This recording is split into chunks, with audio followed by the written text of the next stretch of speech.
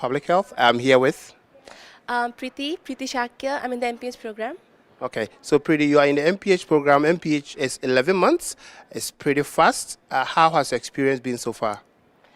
The experience has been wonderful, to say the least. The fact that I get to be here every day really excites me. The fact that I get to collaborate and contribute to the wonderful public health initiatives, and the fact that I am making a huge difference out there really has enriched my experience here in Bloomberg. Okay, so you are one of the lucky SOMA scholars. As a SOMA scholar, how is the experience being outside of the academic work? Yeah, definitely. Like I think I'm one of the lucky ones out there. So I think as Summer Scholars, there are certain perks that we get. I really have drawn a lot from the leadership experiences that have been entailed just for the Summer Scholars, and I've benefited a lot from the networking activities, and having to get to learn the fellow Summer Scholars up close and personal has been really wonderful. Okay, so as you're graduating in May, what are your plans post-graduation with the Hopkins MPH? Yeah, I'm really looking forward to take the knowledge and skills that I gained in Hopkins places, and I specifically see myself working in the nonprofit sector or international health agencies. Okay, so any final words for people back home who may be thinking on getting an MPH in the US? Any last words? Yeah, definitely. First is dream big, and believe in yourself and trust the process. Okay. Opportunities are make sure that this opportunity aligns with my interest, and then I commit to it. So planning your schedule, learning to say no, and then not following the crowd, because what typically happens is that when you start your journey, a lot of your mates will be taking several different courses, and some of them will be doing a lot of certificates. So you are also, you feel the pressure to go and take on a lot of courses just to get a certificate. But I don't think it's worth the mental health or the mental stress that you go through getting a certificate while also trying to network, because one important aspect of coming to Bloomberg is to get to know people, is to get to know faculties, to get to know the various centers that are doing amazing work. So make that a priority. There are, of course, many options where you, as an international student, you can get loans without co-signers. I think the most famous one is, sorry, I forgot its name. Empower. Yeah. Empower is the most famous one. So look into your options. So first decide, do I have a co-signer or not, and then look into those options. The second thing that you really need to look into is the interest rate, because based on your co-signer, your interest rate can be different based on the amount you're taking. Yeah. So check all of your options and see which one has the lowest rate. And then again, also check in how long you're gonna repay. So for example, for me, it's important that I pay in a very short time, because the amount is small, and I also don't want to be in debt for a long time if I have the ability. So think of like how many years do I want to be in debt, or like how do I want to repay this money, so how much years you're taking, and then think about the track record of the organization. Some of them are really famous for a reason, and some of them are not really famous for a reason, so they're very professional. For example, the one I'm taking, I'm not promoting anyone, but I'm just talking about my experience. I took mine from Ascent Funding. Okay. The process is very easy, straightforward. I had a co-signer, and their process is very easy, straightforward. Their customer support is really good. So think of all these things that makes your life much easier, and that you don't have to go through any hassle. So do your research, talk to students. That really makes it easier. Hello everyone, I am Emmanuel Animashal. I'm a Nigerian physician. I met Dr. Banda sometime last year. I remember I had a very difficult time trying to prepare my application packages to schools of public health in the United States, and I went online in search of information, and then I came across his LinkedIn profile. I remember I connected with him, and then I spent a long day going through his profile, and I found really very interesting things where he had shared insights into a lot of the application, a lot of components of the application process. I also eventually got to follow his YouTube account, saw a lot of videos, and I saw that he had a lot of stuff that were quite inspiring. For one, I liked the fact that he had gone through the process. He had really nice admission offers when he was going to move to the United States. and that gave me some sort of assurance that he had gone through it, and I could as well, go through the same process that he had gone through using the advice that he had given. It was really helpful. He also organized a couple of live sessions, I remember, where he brought in faculty, people who were in charge of admissions in some of these schools, and that was really very helpful for me. And I followed this process, basically I followed through with everything that he recommended, and I got really good results. At the end of the application cycle, I got admitted into Johns Hopkins University, Harvard, Yale, Emory, and I mean, those were like, I really didn't apply to much schools because I sort of believed in the processes that he had outlined, and I got admitted into the schools that I applied to. And I got really good scholarship offers too. I eventually chose to come to Hopkins, where I'm currently enrolled in the MPH dual degree program. And I must say it was also very helpful in selecting which school I would eventually come to, because I had a really tough time trying to decide. When you have really good offers, you have a hard time deciding, and it was very helpful. I recommend that everyone who is applying to schools of public health or to graduate school generally in the United States should definitely follow Dr. Banda on his LinkedIn, his YouTube, follow him everywhere, and you can be rest assured that he's always ready to answer your questions and attend to your concerns. You don't even have to necessarily always speak with him. Just by following his pages and following up with the activities, you definitely are on a good path. Thank you. Hello, everyone.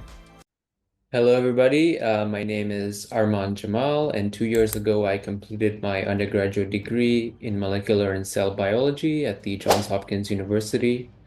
I'm currently a first-year PhD student in epidemiology at the University of Chicago. This past cycle, I had the pleasure of working with Dr. Banda Khalifa through my graduate school application process. Dr. Khalifa specifically helped me with personal statement reviews, coming up with a story for my personal statement, thinking about what schools to apply to, working on my CV, and finally through the interview process. Dr. Banda was super helpful, always there to answer any of my questions. And he was super encouraging. As someone who wanted to do a PhD in epidemiology without a master's degree, Dr. Banda was always there for me and always encouraging me to strive for what I wanted, which was to do a PhD. And through his help and the help of my mentors, I had several admissions in top schools like the University of Chicago, Stanford, and Hopkins. And for anybody wanting to apply to graduate school, I highly recommend talking to Dr. Khalifa about it. Hi, my name is Sharon Kabo, and I'm a medical doctor from Ghana. I'm currently a dual MPH MBA student at the Johns Hopkins University. During my application process, I met Dr. Banda Khalifa, who helped me throughout the process, from the selection of my schools to my recommended, and even the entire SUPAS process. They helped put the application together, which helped me to finally gain admission to most of the schools that I selected, which includes the Brown University, Columbia University, University of Pennsylvania, and Johns Hopkins University, where I'm currently enrolled. I'd like to recommend his YouTube channel to you and his LinkedIn channel. Kindly follow him for any tips you would need to make the application process an easy one.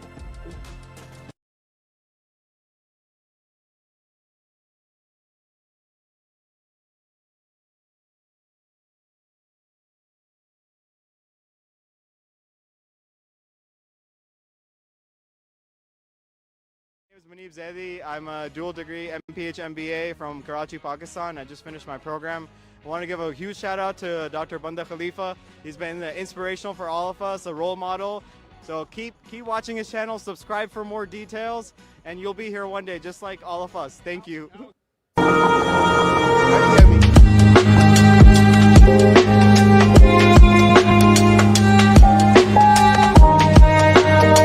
Public health. I'm here with Preeti Shakya. I'm in the MPH program.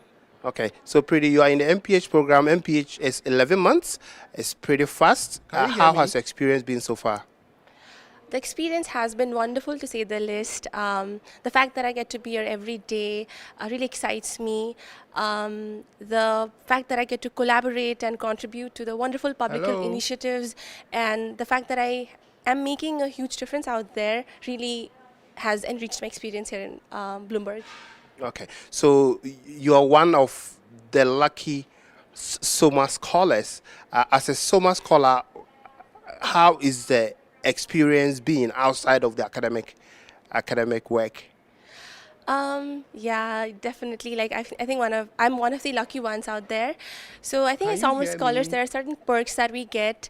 I really have drawn a lot from the leadership experiences that have been entailed just for the summer scholars, and I've benefited a lot from the networking activities, and having to get to learn the fellow summer scholars up close and personal has been really wonderful. Okay, so as you're graduating in May, what are your plans post graduation with the Hopkins MPH? Yeah, I'm really looking forward to take the knowledge and skills that I gained in Hopkins places, and I specifically see myself working in the nonprofit sector or international health agencies. Okay, so any final words for people back home who may be thinking on getting an MPH in the US? Any last words? Yeah, definitely. First is dream big, and believe in yourself and trust the process. Opportunities with intention. I don't just grab opportunities. I make sure that this opportunity aligns with my interest, and then I commit to it.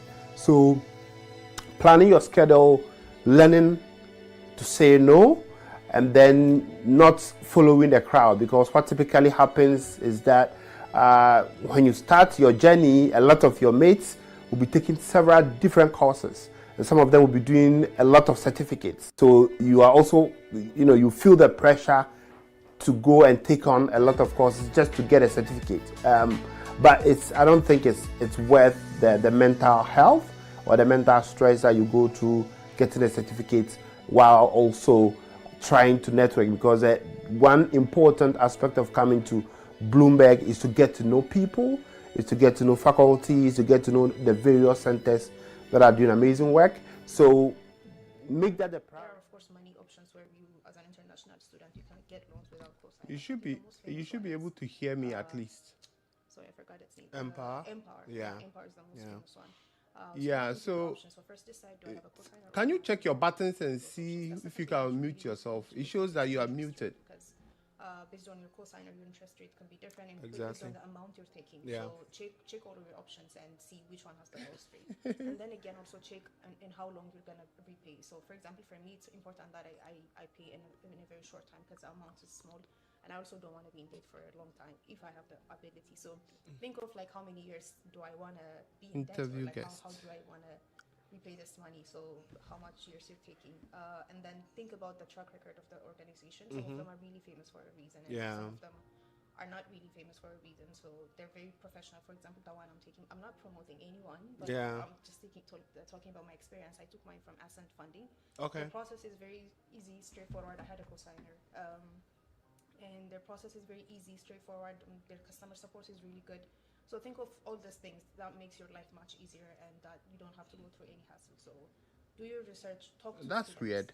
that really makes it easier. Hello everyone, I am Emmanuel Yeah, your Marshall. mic is somehow muted. I'm I don't a know Nigerian physician.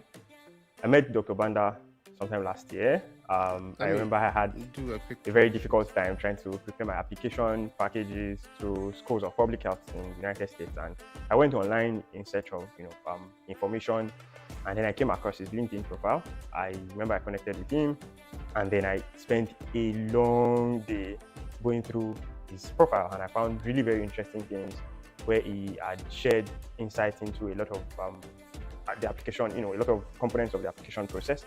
I also eventually got to follow his YouTube account, saw a lot of videos, and I saw that he had a lot of stuff that were quite inspiring. For one, I liked the fact that he had gone through the process.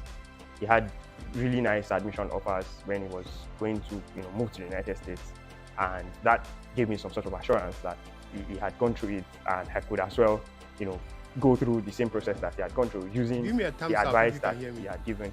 It was really helpful. He also organized a couple of live sessions, I remember, where he brought in faculty, people who were in charge of admissions in some of these schools, and that was really very helpful for me.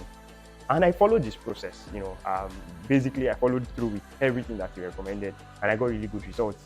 At the end of the application cycle, I got admitted into Johns Hopkins University, Harvard, Yale, Emory.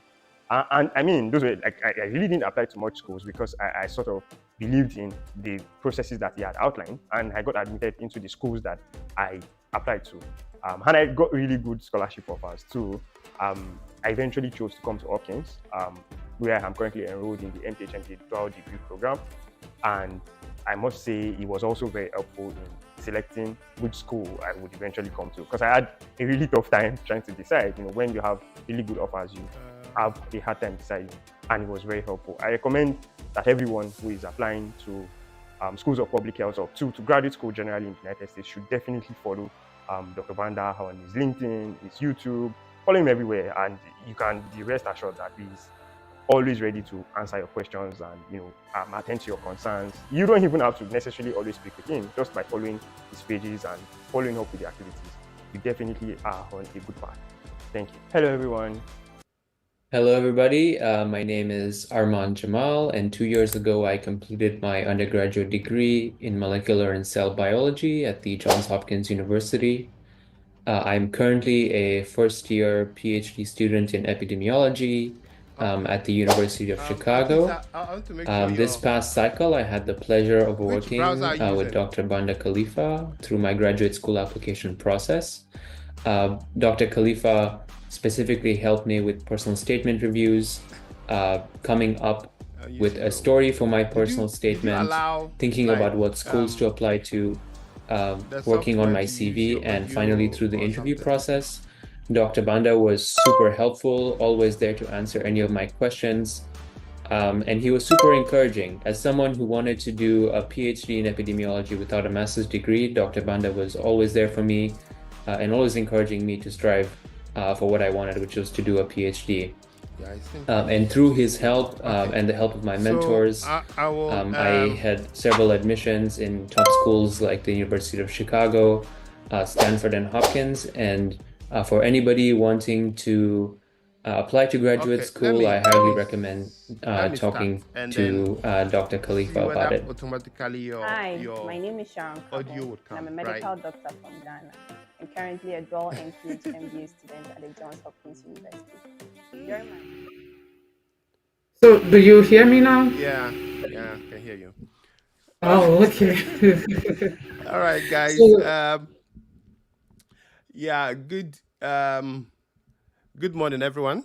Welcome to our live stream. This is the first of such to come.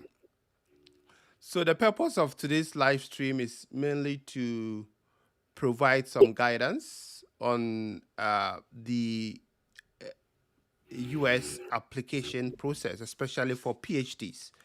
I have with me here Dr. Amaka, who I would say recently completed her PhD. So she's not that recent again. Time flies, Dr. Banda. It's going to be 1 year very soon. By December, it will be 1 year. That's true. So time flies like. Time flies, yeah. Mm-hmm. So I would like Dr. Amaka to introduce herself briefly, what she does. I know she's well known on LinkedIn. So if you are here because of Dr. Amaka, you can give a thumbs up. Okay, so Dr. Amaka, kindly provide us with a short introduction of who you are, where you're from. I know anybody who hears your accent know exactly where you're from, what you do, and how you mentor or assist students. Okay, thank you very much for inviting me to come be on your show. I'm still kind of new to YouTube, so I'm always very confused with everything happening on YouTube, but I'm learning to figure it out, and I'm following your footprint. So thank you for being such an inspiration. Let me start from there. My name is Amaka, as you can see from the screen, and I'm the founder and lead coach of Scholar Up Mentoring Academy. This is we are now over a year old. I actually showed up on LinkedIn when I was so stressed as a PhD student last year, right? So I showed up on LinkedIn because I was trying to find a way to just connect with more people, find an outlet. And honestly, Dr. Banda was one of the people that inspired me to just start sharing the journey and start sharing. And the more I received questions and feedback from aspiring students, I was like, okay, yeah, this is something I know a lot about, having gone through the process myself, right? So as Dr. Banda mentioned, you can hear my beautiful accent. It's Nigerian.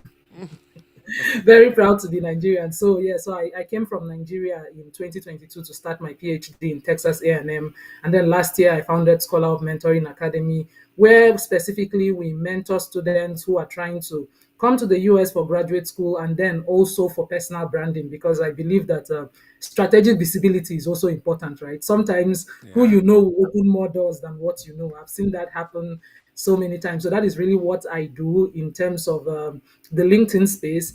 But on the flip side, actually, my PhD is in horticulture. So I'm an agricultural specialist and I currently work in the ag tech space. So I continue to maintain my career on the side, and I'm able to show Mm-hmm. professionals that you can just find a way to wear several hats and balance it, and then just give your best to different areas that you've been blessed with. So once again, thank you very much, Dr. Banda. I'm really excited to be here with you. Awesome, awesome. Thank you so much for joining us. So this is supposed to be a question and answer session. So if you're watching us, if you have any questions, drop your question in the comment section. We will do our best to answer it. Today's episode is mainly focused on applying to PhD in North America, either in Canada or in the US. So if you have any questions about the process, feel free to drop your questions. But before we continue, if this is your first time on this channel, make sure you subscribe and share it with your fellow colleagues who may be thinking of applying to graduate school or looking for career strategy or how to even transition from one career to the next. We host graduate school program directors, deans of schools. We also host global health leaders in the field. In the coming days, we'll be bringing on other experts who also provide, materials or resources on graduate school and the rest. So if you're here, um, you're welcome. Uh, Dr. Amaka, so before we start answering questions, can you kind of talk through how your own experience was like in terms of applying to graduate school? I know you came here without a master's and directly into a PhD. No, I have a master's degree. I Okay. had my Did you do your master's from, master's in Nigeria? right. I did my master's in Nigeria. Okay, okay. So how was your application process like? I know for public health, it may be a bit different from your field. So how was Right. your experience with the PhD application like? Okay. All right. Yeah. Thank you so much for that question. It's taking me down memory lane. It's like time has really flown. Yeah. feels like yesterday when I was exploring that process. So, like you were asking, I actually graduated from my bachelor's degree sometime in 2016 or so, and then I went on to get a master's degree in Nigeria there. So while I was kind of wrapping up my master's degree, was I would say for me, I was very lucky to have like a mentor who had gone through the process. And that's why I emphasize mentoring now, Mm-hmm. because Mm-hmm.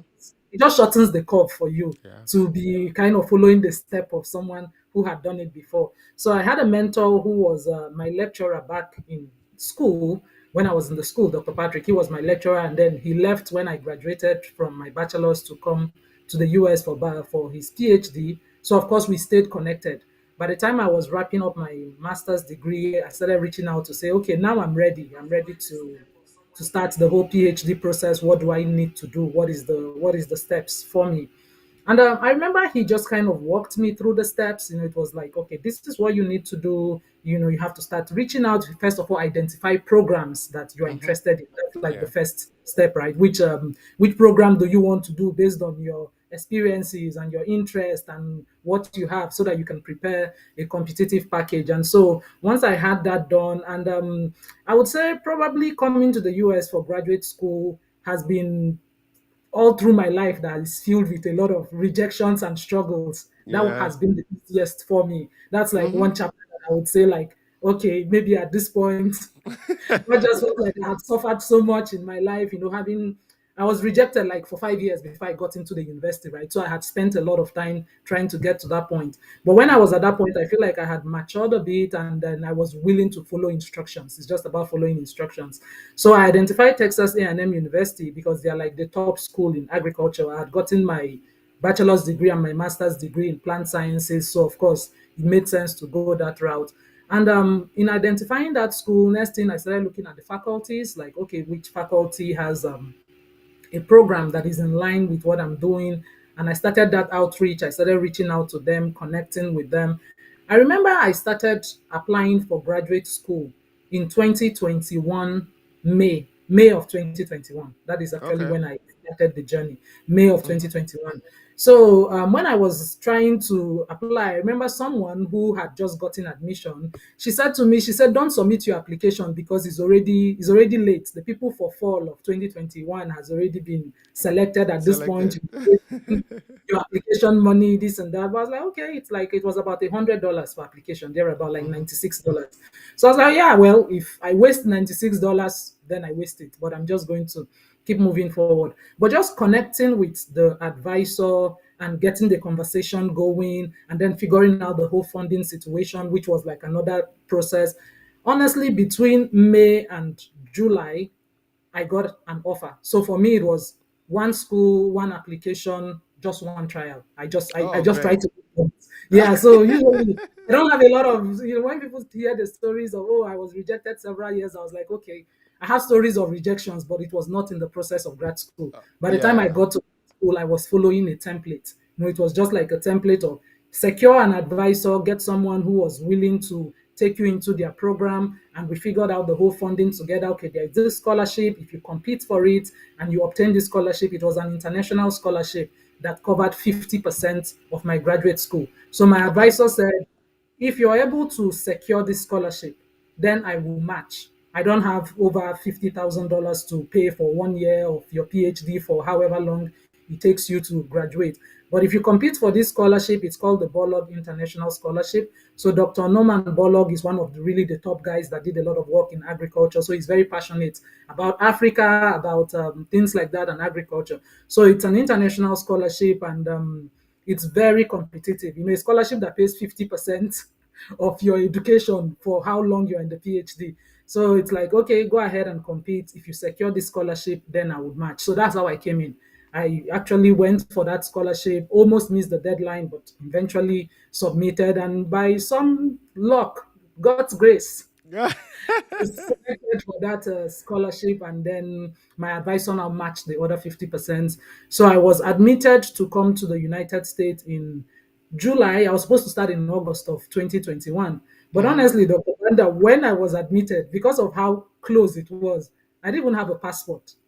So right now I tell people, yeah, I didn't have a passport. That's how one prepared. Like you started the journey in May, June, July. By July, I had an offer, like between 3 months from when I started. So I was not expecting it that it was going to happen that fast. Like, has this really happened? Is this really real? So I had to start scrambling to get a passport, to get a visa. So I had to defer my admission. So that's why I Mm-hmm. started in the spring. I didn't start in the fall of that 2021. So I started in spring of 2022. So I did 22, 23, 24. Graduated December last year. So Great. that's the Yeah. summary of my story. Okay. I mean that is a mix of experiences. And to think that you graduated in within 2 years, that is huge. 3 years. I did three Three years. years. I did Okay. Yeah. 22, 23, 24. Yeah. 24. Okay. Yeah, Yeah. that is still impressive. I mean, typically in the public health field, I think it's usually four. If you're super focused, maybe 4 years, or 5. Some will take even up to 7 years. Even in But my field, it's the yeah, same thing. so it Yeah. takes a lot of dedication. So you made mention of I mean, definitely you had to write a statement, you needed a recommendation letter, Right. you have to prepare a CV, and if there's something that is important that you've mentioned, is the fact that even before you started, you had to do a lot of research. You had to identify the school, you had to Right. identify an advisor, you have to identify the program. And I think that is where most people fail. Most, international students, they will just reach Right. out and say, we are interested in applying to graduate school. Some don't even know the school they should apply to, right? So that component of preparing before you even approach someone for help or guidance is very important. Right. Yeah. Okay, so You're absolutely correct. Yes. yeah. So we have a couple of questions. We will dive in and then see how to respond to it. Okay. The first question. So if you're asking a question, please try and add where you're calling from or where you're watching us from, to provide a little bit of context. So this is from Hamza. Hamza says, I want to upgrade my WES to include the MBA I recently completed. Do you think it's a good idea, or should I apply with my MPH? I'm worried about the timeline of the evaluation process. Okay. So before we even address his question, Dr. Amaka, when you are applying, did you have to go through the WES evaluation, or this is only for public health guys? Oh no, it's dependent on the schools and the programs, right? And for some programs, it's not compulsory, especially when you have a strong degree that can be like that people can just look at your transcript on paper and see where you're coming from. Like in Okay. my own case, I had a first class degree for plant sciences and then I had a distinction for my master's. So a West Okay. evaluation was not compulsory. Yeah, so most of the time it's like if there is no guarantee on how you can really present what you're coming with, then it's better to have that kind of standardized evaluation. But for me, I didn't really have to do it, and it wasn't compulsory for my program. So even within my school, some program require it, some don't. So it's all about Oh, those okay. research. You are doing all of those research to know what are the eligibility criteria for each program you're going into. So I guess I Okay. was lucky to skip Yeah. that. Yeah. I think that is one thing about the other STEM programs. Not Mhm. all schools require you to do Right. a WES evaluation, but as for public health, especially in the US, almost every program requires that Mhm. you do a WES evaluation.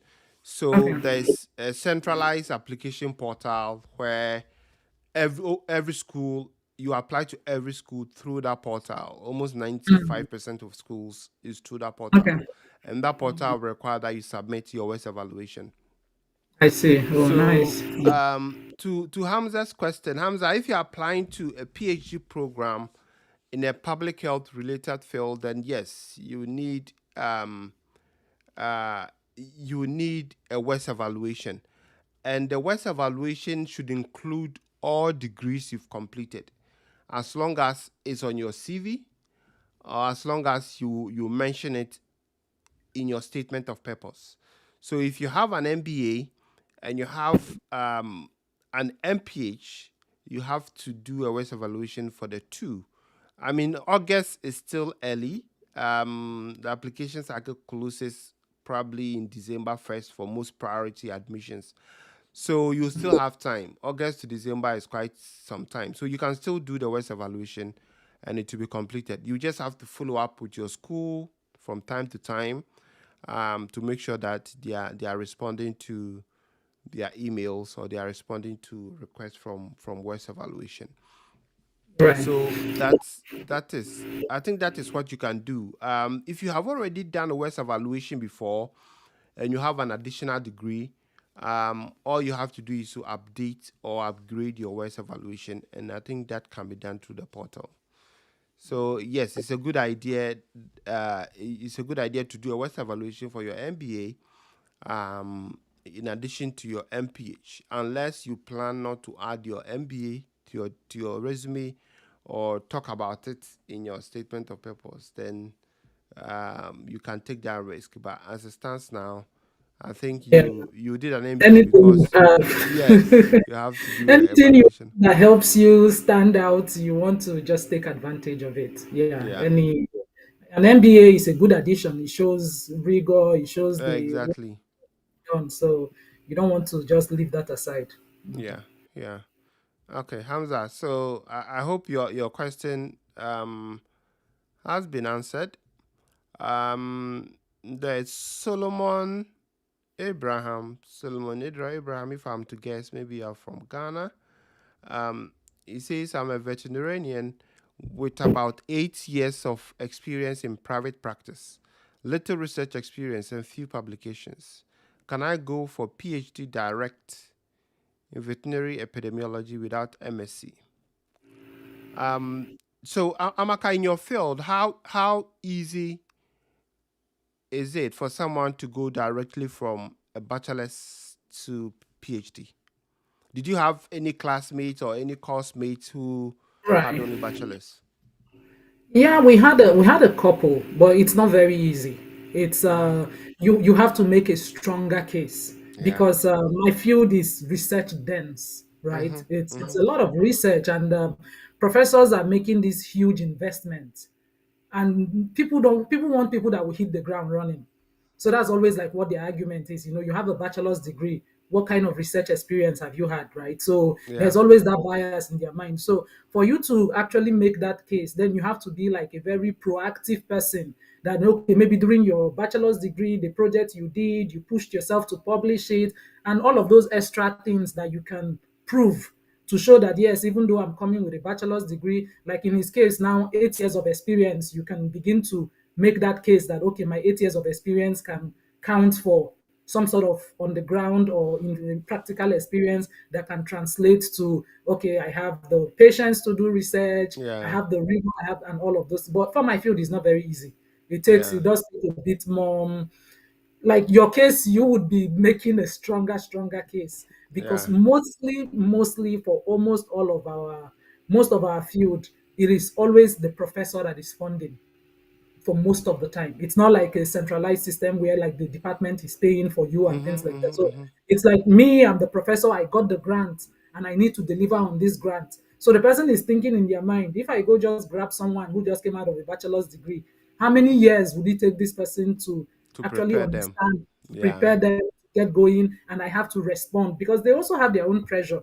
Most times people don't understand the pressure that the professors are facing in Yeah. terms of like renewing their grants, getting this funding, the risks of being cut from the funding if they don't deliver on the promise. So they are also being as selective as possible. They are trying to get like, okay, who will be the best person that when they come into graduate school, I don't need to spend 1 year trying to get them to be ready for graduate school. Like they can literally come into graduate school and with little preparation, they can really like, take that Yeah. ownership because graduate school is just about ownership, right? It's about reaching that point where you realize that it's you driving the process. You decide when you Exactly. graduate. You Yeah. decide when you Yeah. graduate. I mean that's such an important point, and I would say that is the same for even in the public health field. The applied public health. It's difficult to see someone with a bachelor's directly into a PhD. However, I've seen a few of such students, and their resume it's richer than someone with a master's degree or someone with Okay. even a PhD. I can tell you that. So I think if you have a bachelor's degree, the bar is higher. You really have to show that you're ready for PhD level research. Have you Right. had the experience of doing the research? Mhm. Even this is where publications becomes important. Right. If you can show that yes, you can write scholarly material even at the bachelor's level, then perhaps yes, they can give you the benefit of the doubt. But without that, it would be very difficult to get into a PhD directly without a master's. So, if I were to advise you, what I would say is that you should apply to both. Typically, that's what I tell mentees who come with the intention of applying directly into a PhD without a master's degree. You can pick a few master's programs and pick a few PhD programs and apply to both and see how it goes. But it's not really that easy. Okay, so the bar is higher. I hope I your guess, question. Mm-hmm. yeah, I just wanted to add that one thing you can do while you prepare for this process is to beef up your CV. Intentionally begin to find things that are on your CV that sets you apart. It's always the case because most of the time, the people who are applying for graduate school have stellar academic records. Most of the time. So Yeah. if the only thing you bring in with you is I have a first class, you will see 1,000 other people that have a first class. So that's not, it's not as, especially this generation where people have become more aware. People are now intentionally going to school with that plan of graduating and probably coming to the US or Canada. So people are more intentional about their grades. So begin to think about other things that you can have there on your CV, like outreach opportunities. Oh, I led this, I led that, I did this, I did that. These are some of the things that begin to set you apart as a unique candidate that will not be like something that everybody has on their CV.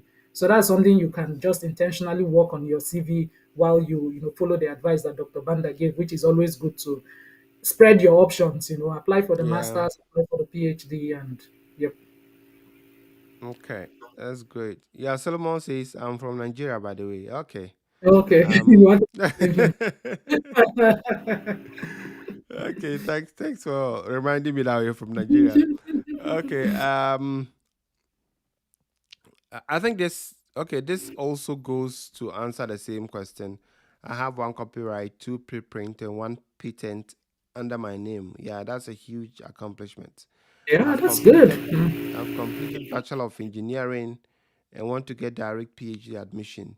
Um, yeah, so as I indicated and Dr. Amaka also uh, added, it's certainly possible if you have the profile. But I think the most important starting point is for you to do a thorough research, a thorough background research programs that potentially can accept people with much bachelor's degree. There are some programs who just state outright that Yeah, you need they a don't.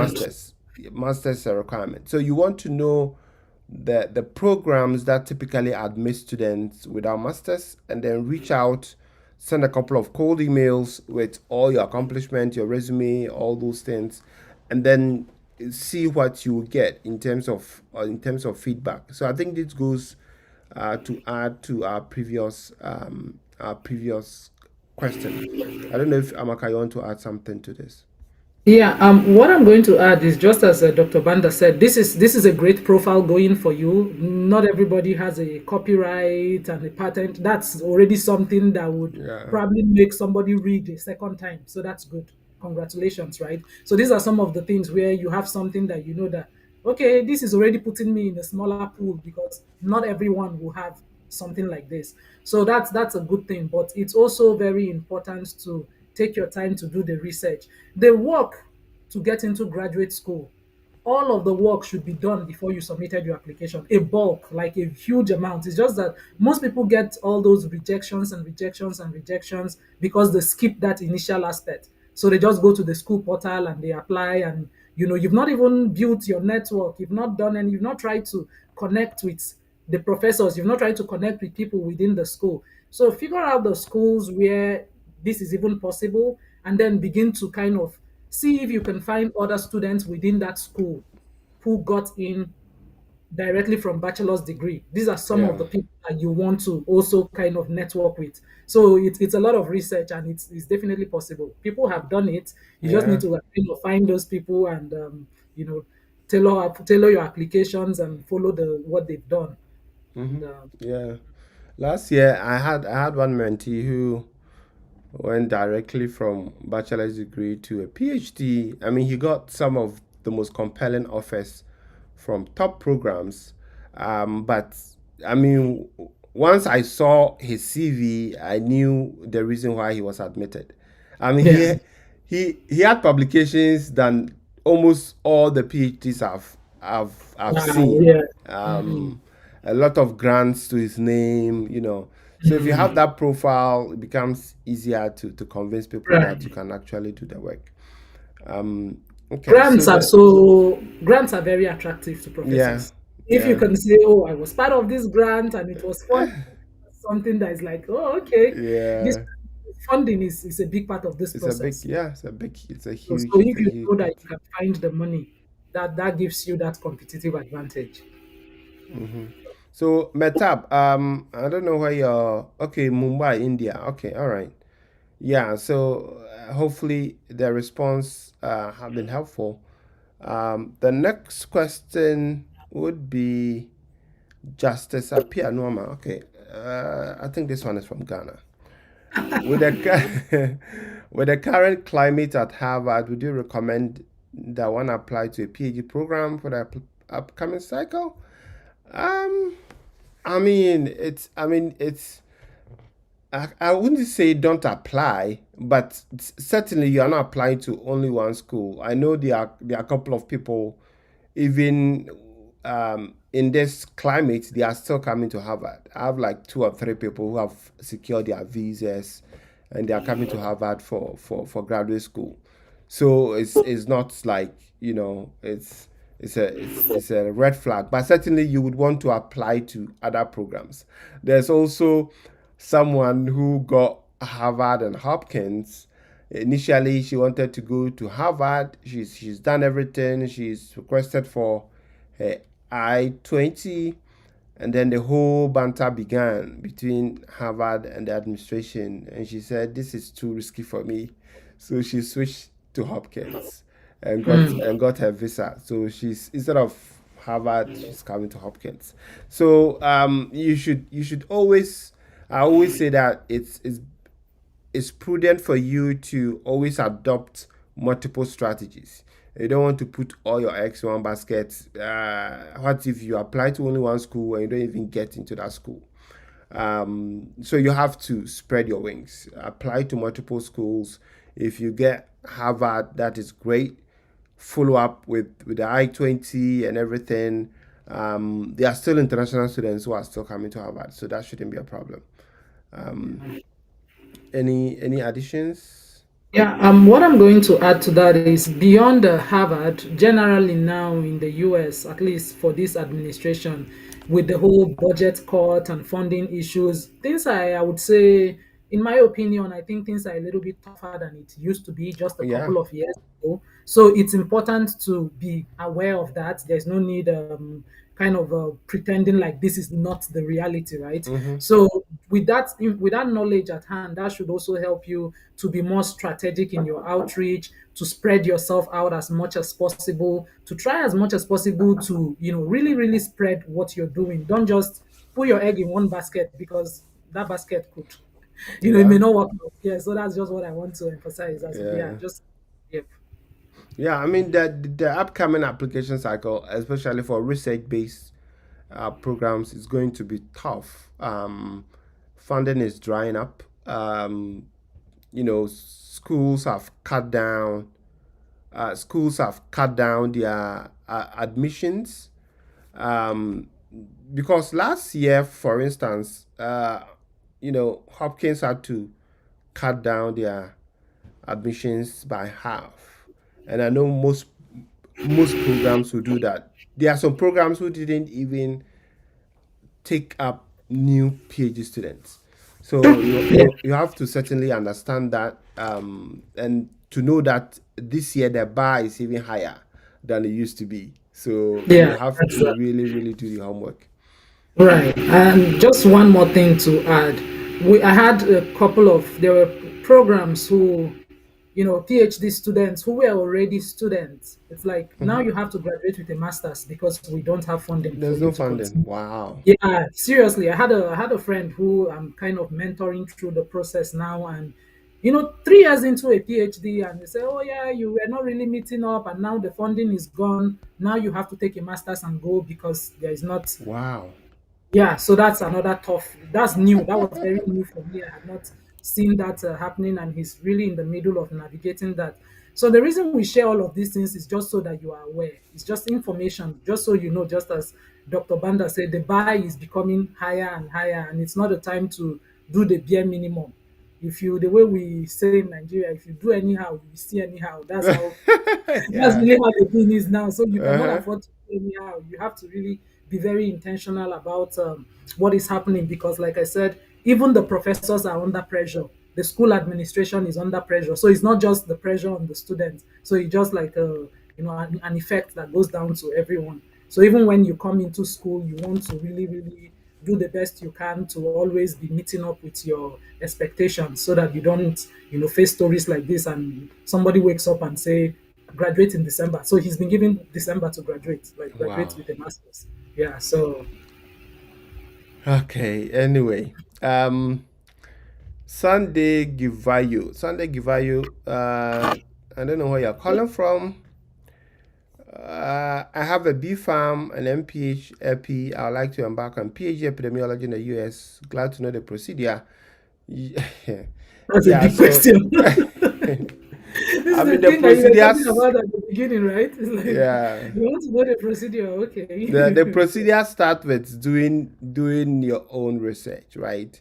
Just go to Google and say how to apply to a PhD in the US. Whichever field you want to, you can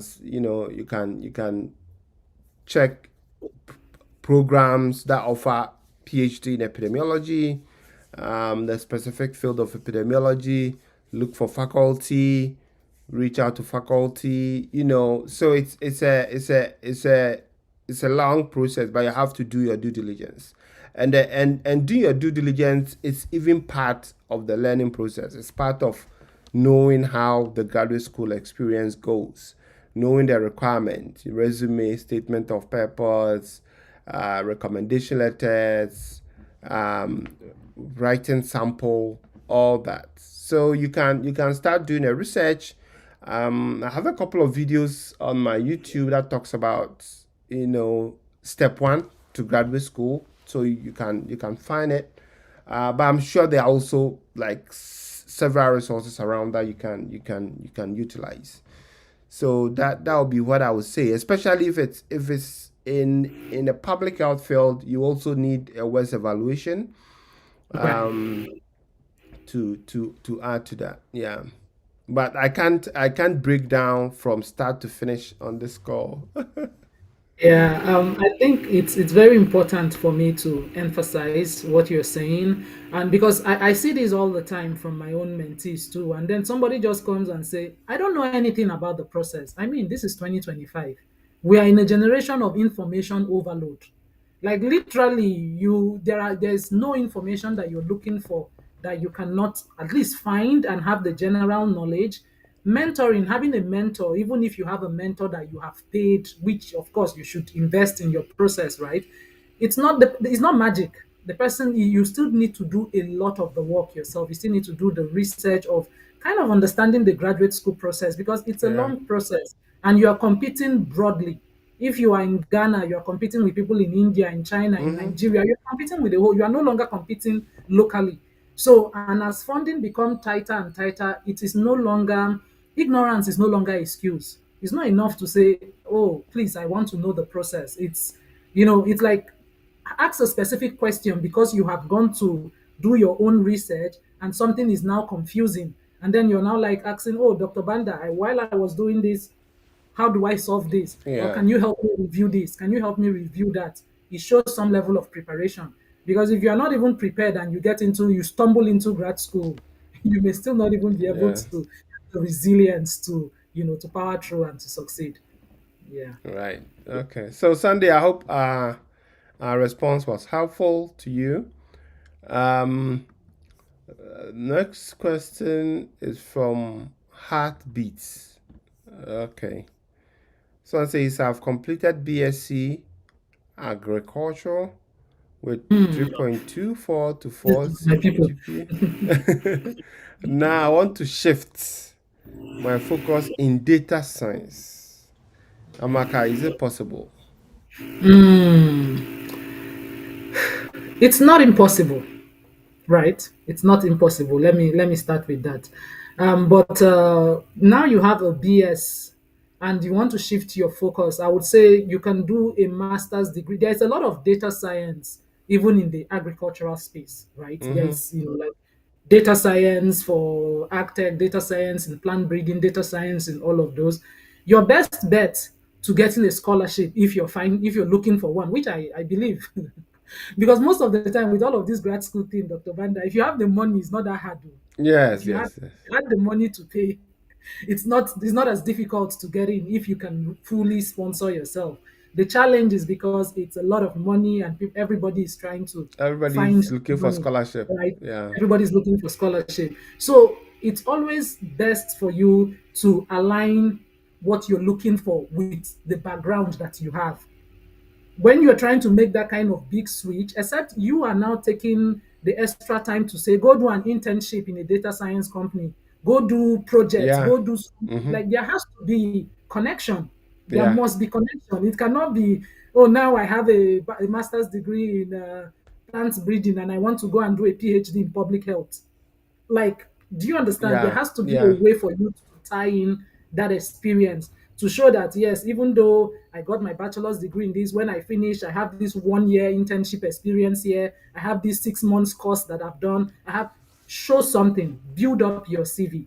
If that is really what your passion is, it's not just passion.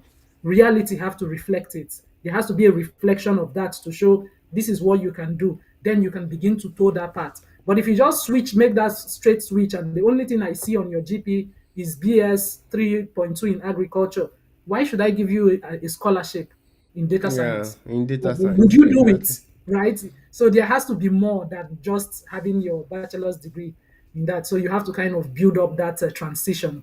Transition requires time. It Mm-hmm. takes time to stack up the skills that help you to pivot. It's not something you do overnight. So you have an interest in something, you begin to stack up the skills, you begin to show social proof, you show that path, the traction that you built over time. And then people can say that, oh yeah, even though you started at this point, you were really passionate about this and you went the extra mile to gain all of these experiences in this area. So now we can give you the admission because you are able to show that you can succeed moving forward. Because that's what they base their decision on. And you can Yeah. prove that you can succeed moving forward. Yeah. Mm-hmm. Yeah. I think I mean that is such an important point. You've highlighted the core issue, the transition phase. What have you done to bridge that transition from Right. agriculture to data science, or even Mm. from maybe you did biology and you want to transition to public health, or you want to transition to engineering? What have you Right. done between those gaps that shows that okay, your interest has really shifted, right? Right. That is very important. So you have to look at ways to convince whoever is reviewing your application that okay, even though you have a bachelor's in agriculture, I think what you've done post that degree clearly shows that your trajectory is towards data science. True. So that is very important. Okay. Our next question is Abigail Olayemi, which I believe from Nigeria. I have a CGPA of 3/5 in my undergrad and 4 in my master's. Do I stand a chance? I have 3 publications, but not all is published already. That's that's a bit confusing. You have 3 publications that are not published. It only becomes a publication when it is After you published. published, yes. Yeah. So maybe you have a manuscript or you have a draft that you Mm-hmm. have. So you cannot count. Nobody cares about anything you've written that is not on the internet space where somebody can find Yeah. it. Yeah. Okay. So I don't, are you talking about, okay, since you have a master's, I guess you're talking about a PhD. Um I, how do you, I mean, I'm not a fan of judging by CGPA, but the 3/5, how does it translate to maybe 4 on the 4 scale? I think I can do that math quickly. Yeah, because I think Because the I think US uses the mhm. the four scale. Um, but I mean, yeah. So see, the application process itself is holistic, right? They take into the account your academic performance, your professional experience. If you are applying 2.4. to, yes, 2.4/4. Okay. If you're Mhm. applying to a research field, they want to see your research experience, they want to see extracurricular activities, they want to see leadership. All those things must reflect your statement of purpose, recommendations. All those things must reflect to during the application process. However, there are other programs who also make categorically clear that this is their cutoff for a GPA, right? I know Hopkins may say we don't have a limit for GPA, but they want to show that they want you to show that there's been an improvement in your academics. Okay, so for example, in your case, your bachelor's GPA was a bit low, okay, but your master's improved. So they Really may say improved, that yeah. okay, this shows that this this candidate is capable of surviving. But there are programs who would have a clear cut um, uh, obstacle to getting into their PhD program if you have this GPA.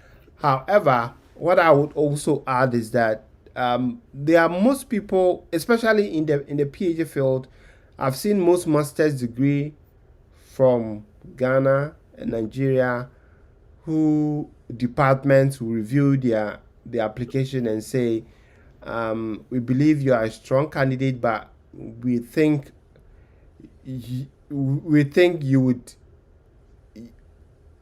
it would be comfortable for us if you do another masters in our program. So even though you applied for a PhD, they will give you a master's degree because they want to make sure that indeed you have the competencies to be able to survive in a PhD program. So yes, I mean there's never a time that I would say you can't get into a program, but the application process and the package and the materials, everything plays a role. So it's Right. about how you tell your story and identifying programs that have a little bit flexibility in terms of their GPA requirement. Right.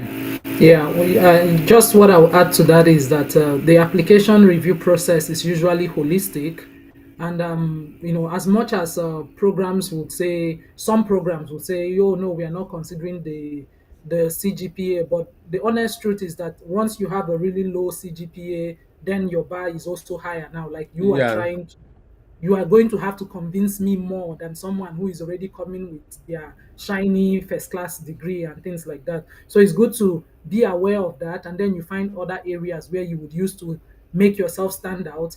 And in this case, that you've gone from a 2.4 to like a 3.5/4 thereabout. So that's good. It shows, oh yeah, maybe I made mistake the first time, but now I have improved. But just as Dr. Banda said, some program you can't even apply for. There are programs even within my school, Texas A&M, less than 3/4 you cannot even apply. So automatically you've been eliminated from yeah, those programs. So your research now is what is going to help you to identify those schools that even gives you the opportunity to make a case. But for some school, you can't even make a case because the portal makes it clear that it has to be 3/4. So the research is going to help you. But is it possible? Yes. People with lower GPAs have come to graduate school and excelled. But it just takes that holistic packaging, understanding what you're doing, knowing what your selling point is. Because like selling, right? Graduate school application is just like packaging yeah. yourself. So It's you a need to marketing identify your business. selling points. Yes, you identify your selling points in a way that makes somebody look at it to say, oh yeah, the CGPA was low, but there is so much potential that we should give this person a chance. Yeah. Yeah. Mm, okay, we have a couple more, and then I think we have like 5 or 6 minutes in our radar. We have to run. Amaka has another event. Somebody's asking, I think this is a general, Emmanuel Okay. Halayaba says, can you help me with ways to stay in touch with professors I once reached out to? Amaka, what do you say about this? Oh, okay. All right. There is no magic formula to stay in touch with professors. You have to kind of, first of all, the good thing, let me start from there. The good thing about schools in North America, US, Canada is that finding information about professors is very easy. It's not like it's so, for most schools, it's so structured, it's so well documented. It doesn't take, there's no, it's not a rocket science to find somebody's Yeah. email information about their program and all of those things. It's very easy to access those information. And once you have reached out, first and foremost, how are you packaging the cold email that somebody wants to respond to? That's an important thing, because you send someone, they are always getting a lot of emails, they are so stressed out. You send something so generic that does not show that you've even done a little bit of your homework. The chances of being ignored is very high. Very, There's a very very high. high chance that you would not get any reply, because there's nothing about your cold email that is jumping out at them to say, oh, let me give this a second look. And then another thing is that even though your cold email may be compelling, there's also a chance that somebody just forgets, somebody misses it. It's just, it falls through the crack. I always tell the people I mentor, I say within 1 week to 2 weeks, send the follow up, re-forward your email, let it come back up, let the person, you give the person a chance to respond. Another thing is that it's also very possible that the person does not even receive the email at all because of where you are sending it from, and it's blocked. So it never even lands in their inbox, it goes to their spam, right? So ways to really stay in touch with professors is that once you have made a contact with someone, you want to keep that conversation going. You can even ask professors to introduce you to other professors. Most of the time, that widens your network, and some of them are Yeah. willing to do it. Even sometimes somebody will say, oh, I don't have funding, I'm not taking any student this year. That's, you don't have to end that conversation there. People would give you that feedback. I've had mentees that professor will say, oh, you have a very strong profile, but unfortunately I don't have funding this year. So you see that that person has a positive attitude towards you. It's just that there is no money. That's the case where you want to say, please, could you help me forward my CV and my details to other professors that you think are within the field. Most of them are willing to do that. And most times when they begin to make that kind of bridge for you, it's difficult for that other professors to ignore you because it was their colleague that kind of forwarded it. But Yeah. it's you to keep the conversation going. And that is where I say mentoring comes in, because you don't want to speak out of, you really want to be on point with your answers. You want to make sure that you are responding in a way, because there are cultural differences I've seen. I've seen sometimes my mentees wrote a response that they show me to review, and I'm like, thank God you did not send this. Like sending this without, like, that's the truth. You realize that these are simple things, right? They are very simple things, but sometimes the wording, the way it's presented, you realize that sometimes it may be presented in a way that is too aggressive, or it's presented in a way that makes you present yourself like a beggar, because scholarship Yeah. is not charity. Yeah. Charity. It's an investment. So it's just about that nuance of finding the right balance and the right tone. And sometimes it is little things. It is very small things that makes the difference between someone saying, yes, I want that person, or just saying there's something about them that doesn't align. So I Yeah. hope all my rambling helped you, Emmanuel, but I wanted to provide some context and different ways that you can really, really get into that networking. And like I said at the beginning, sometimes who you know who you know can make all the difference beyond Mm-hmm. what you know. Yeah, just having the Yeah. right people advocating for you can make a lot of difference. And one thing that a professor told me recently is that one of the criteria for filtering out uh, people is those who come out as overly desperate, So begging and yeah, adding, please, please, please, I need this, I need. She says that really puts her off. you have to be professional, you have to be concise, you have to show that you are providing value, and you have to be specific. The person reading your cold email really should understand that you understand the kind of work they do and you will fit into their team. So I think that is what I'll add to that one. Somebody's okay.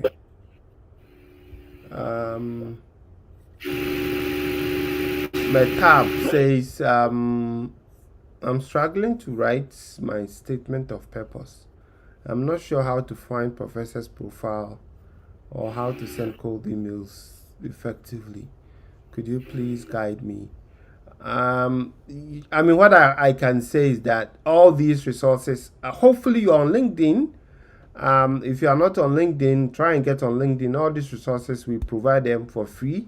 How to write statement of purpose, how to send cold emails. If you want to find professors whose research aligns with your roles or your goal, you simply have to go to their department website or the school's website. Go to the school's website, filter by department, filter by concentration. So for Hopkins, for instance, you can go to Hopkins, then you go to Department of Epi if you are interested in Epi, Department of Epi, and the website helps you filter by interest, maybe cardiovascular Epi. Then you filter, see all the faculty, click on their names individually, go and check the research they are doing, the project they are currently running, whichever aligns with your interest. And then you can send them emails or cold emails, because most of them have their emails on their website, and it's easy to access to get access to them. So that is what I'll add to that. In terms of how to write a statement of purpose and how to write a cold email, they are all available on LinkedIn. Dr. Amaka provides those resources. I also provide those resources. There are a lot of people on LinkedIn that provide resources on how to write a statement of purpose. And even on this YouTube channel, I have a couple of videos that talks about how to write a statement of purpose. So kindly check that out. Yeah, and let me just add something quick to this. Dr. Banda, something I've noticed, which is I think it's a sad realization, is that sometimes people having access to information doesn't really help them get it right. Yeah, That's true. that's the thing. You know, you can give somebody, oh, this is a template, this is how to do it, and all that information is there. Just as Dr. Banda said, like it's there. I saw one resource that you posted one time, and I was looking at it. I was like, if only any aspiring graduate student will sit down and go through all of these things you've provided. Everything is there. Right? Yeah. There's nothing hidden in plain sight. But I would also tell you from personal experience that having somebody hold your hand can make all that difference. When you do have your statement of purpose, having somebody read it and review it can just be the difference between you getting it right or not getting it right. Yes, first go through the template, look at it, go through it, but just having a mentor who reads it, having a mentor who guides you, that can shorten the journey for you. It did for me, and I've seen that work for people. So that's why I wanted to put that in there. But of course, by all means, if you are disciplined enough to do it on your own, you can. You really, really can. There is no you can, but if you know you can't, and your writing is not so great, you're not very good in storytelling and really presenting yourself in the best light, then you want people like Dr. Banda, myself, and several others to be reviewing it, to actually see what it is you submit before you Yeah, submit it. yeah. And I mean, as you said, if you really want to sit down and do everything yourself, I know a student I met recently when I went to meet the incoming students at Hopkins, and he was like, from start to finish, all the materials he used, all the resources were from my LinkedIn and my YouTube. He was taking notes, he was listening to the videos, he was reading the documents I've shared, and that is exactly what you need. If you can sit down and analyze things yourself, I think that the process will become easier. So I think unfortunately our time is up. I'll take just one more question. I know we have a couple more. I'll try and answer them later in the comment section on YouTube. But for now, let's try. I think Solomon Abraham, we've already answered some of your questions, so we'll find somebody else. Yeah. Okay, I think some of the questions too are a bit overlapping. So we will just okay, so this is interesting. Does it make so our last question is, does it make sense to apply for two different PhD programs in different departments within the same university in the same application cycle? Example, marketing and management. I mean, I'll start by saying sometimes it does make sense if those fields are somewhat related to some extent. Right, because I know even myself, when I was applying for a PhD, I applied to the Department of Epidemiology for a PhD in epidemiology. And I also applied to the Department of International Health, the same school, with a concentration in global disease epidemiology and control. So those two fields are somewhat related. There's a huge overlap, and you can make a case for both. Just that one has more practical or international exposure than the other. So if marketing and management, you can tell a story to show that yes, these two domains are not very much different, or my interest cuts across these two domains, you can certainly make a case, and especially if the school allows it, right? So I mean, Hopkins, they made it clear that you can apply to multiple programs within the same school, in different departments. So that is certainly possible.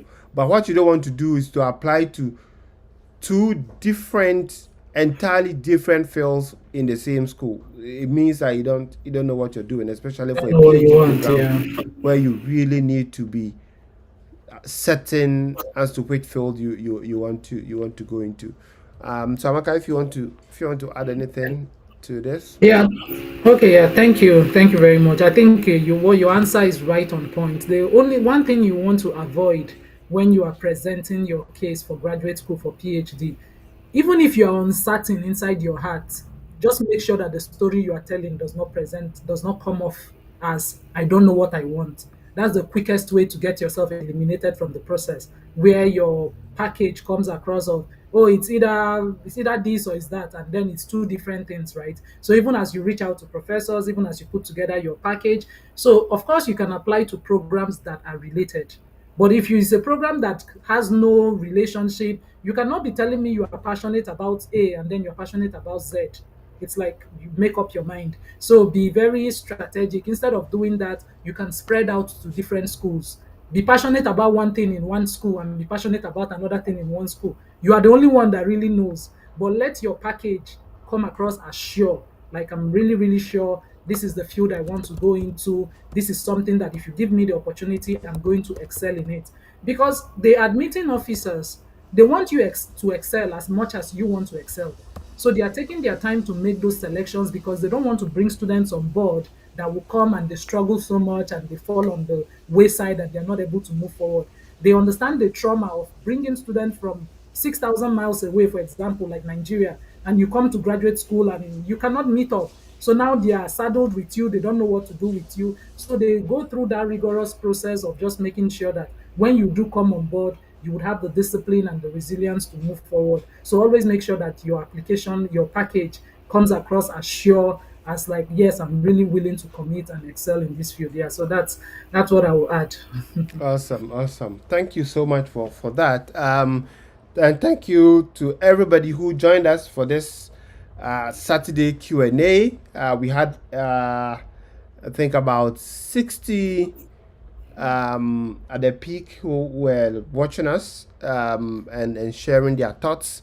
So before we go, Dr. Amaka, any last words? Where can they find you? I know you're mostly on LinkedIn and you recently opened a YouTube channel.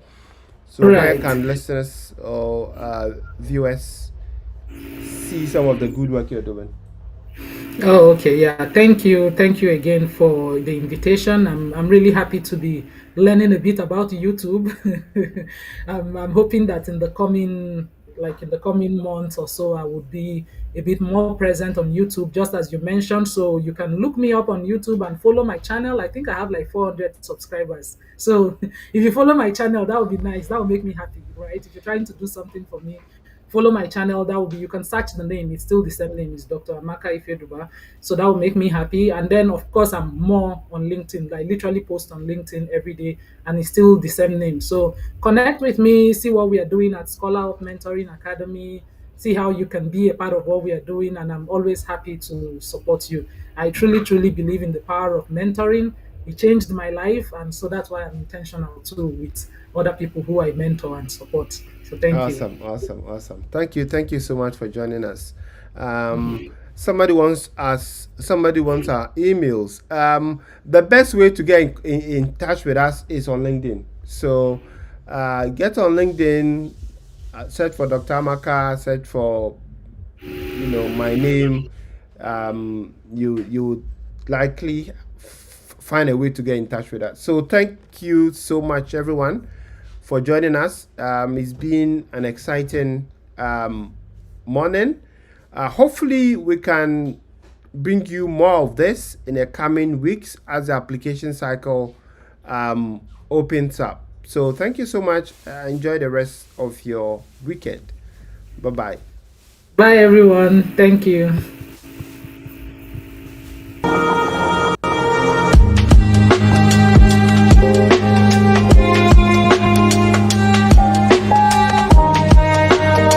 Public Health. I'm here with Preeti Shakya. I'm in the MPH program. Okay, so Preeti, you are in the MPH program. MPH is 11 months. It's pretty fast. How has your experience been so far? The experience has been wonderful, to say the least. The fact that I get to be here every day really excites me. The fact that I get to collaborate and contribute to the wonderful public health initiatives, and the fact that I am making a huge difference out there really has enriched my experience here in Bloomberg. Okay, so you are one of the lucky SOMA scholars. As a SOMA scholar, how is the experience being outside of the academic work? Yeah, definitely. Like I think I'm one of the lucky ones out there. So I think as SOMA scholars, there are certain perks that we get. I really have drawn a lot from the leadership experiences that have been entailed just for the SOMA scholars, and I've benefited a lot from the networking activities, and having to get to learn the fellow SOMA scholars up close and personal has been really wonderful. Okay, so as you're graduating in May, what are your plans post-graduation with the Hopkins MPH? Yeah, I'm really looking forward to take the knowledge and skills that I gained in Hopkins places, and I specifically see myself working in the non-profit sector or international health agencies. Okay, so any final words for people back home who may be thinking on getting an MPH in the US? Any last words? Yeah, definitely. First is dream big, and believe in yourself and trust the process. Okay. Thank you so much. With intention, I don't just grab opportunities. I make sure that this opportunity aligns with my interest, and then I commit to it. So planning your schedule, learning to say no, and then not following the crowd, because what typically happens is that when you start your journey, a lot of your mates will be taking several different courses, and some of them will be doing a lot of certificates. So you are also, you feel the pressure to go and take on a lot of courses just to get a certificate. But I don't think it's worth the mental health or the mental stress that you go through getting a certificate while also trying to network, because one important aspect of coming to Bloomberg is to get to know people, is to get to know faculties, to get to know the various centers that are doing amazing work. So make that the as an international student, you can get loans without Empower. Yeah. So these are the options. So first decide, do I have a cosigner or not? How to look into those options. The second thing that you need to look into is the process. Based on the cosigner, based on the amount of risk. Yeah. Check all the options and see which one is the best. And then again, also check in how long you're gonna repay. So for example, for me, it's important that I pay it in a very short time because the amount is small, and I also don't want to wait it for a long time if I have the ability. So think of like how many years do I want to invest, like how many years am I going to using this money, so how much, and then think about the choices for next issue. Yeah. Some of them are not getting paid for a reason, so they're very professional. For example, I'm not promoting anyone, but Yeah. I'm just talking about my experience. I took mine from Ascent Funding. Okay. The process is very easy, straightforward. I had a cosigner, and their process is very easy, straightforward. And their customer support is really good. So think of all these things that makes your life much easier, and that you don't have to go through any hassle. So do your research, talk to students. That really makes it easy. Hello everyone, I am Emmanuel Animashal. I'm a Nigerian physician. I met Dr. Banda sometime last year. I remember I had a very difficult time trying to prepare my application packages to schools of public health in the United States, and I went online in search of information, and then I came across his LinkedIn profile. I remember I connected with him, and then I spent a long day going through his profile, and I found really very interesting things where he had shared insights into a lot of the application, a lot of components of the application process. I also eventually got to follow his YouTube account. I saw a lot of videos, and I saw that he had a lot of stuff that were quite inspiring. For one, I liked the fact that he had gone through the process. He had really nice admission offers when he was going to move to the United States, and that gave me some sort of assurance that he had gone through it, and I could as well go through the same process that he had gone through using the advice that he had given. It was really helpful. He also organized a couple of live sessions, I remember, where he brought in faculty, people who were in charge of admissions in some of these schools, and that was really very helpful for me. And I followed this process, basically I followed through with everything that he recommended, and I got really good results. At the end of the application cycle, I got admitted into Johns Hopkins University, Harvard, Yale, Emory, and I mean, those were like, I really didn't apply to much schools because I sort of believed in the processes that he had outlined, and I got admitted into the schools that I applied to. And I got really good scholarship offers too. I eventually chose to come to Hopkins, where I'm currently enrolled in the MPH dual degree program. And I must say, it was also very helpful in selecting which school I would eventually come to, because I had a really tough time trying to decide. When you have really good offers, you have a hard time deciding, and it was very helpful. I recommend that everyone who is applying to schools of public health or to graduate school generally in the United States should definitely follow Dr. Banda on his LinkedIn, his YouTube, follow him everywhere, and you can be rest assured that he's always ready to answer your questions and attend to your concerns. You don't even have to necessarily always speak with him. Just by following his pages and following up with the activities, you definitely are on a good path. Thank you. Hello everyone. Hello, everybody. My name is Arman Jamal, and 2 years ago, I completed my undergraduate degree in molecular and cell biology at the Johns Hopkins University. I'm currently a first-year PhD student in epidemiology at the University of Chicago. This past cycle, I had the pleasure of working with Dr. Banda Khalifa through my graduate school application process. Dr. Khalifa specifically helped me with personal statement reviews, coming up with a story for my personal statement, thinking about what schools to apply to, working on my CV, and finally through the interview process. Dr. Banda was super helpful, always there to answer any of my questions. And he was super encouraging. As someone who wanted to do a PhD in epidemiology without a master's degree, Dr. Banda was always there for me and always encouraging me to strive for what I wanted, which was to do a PhD.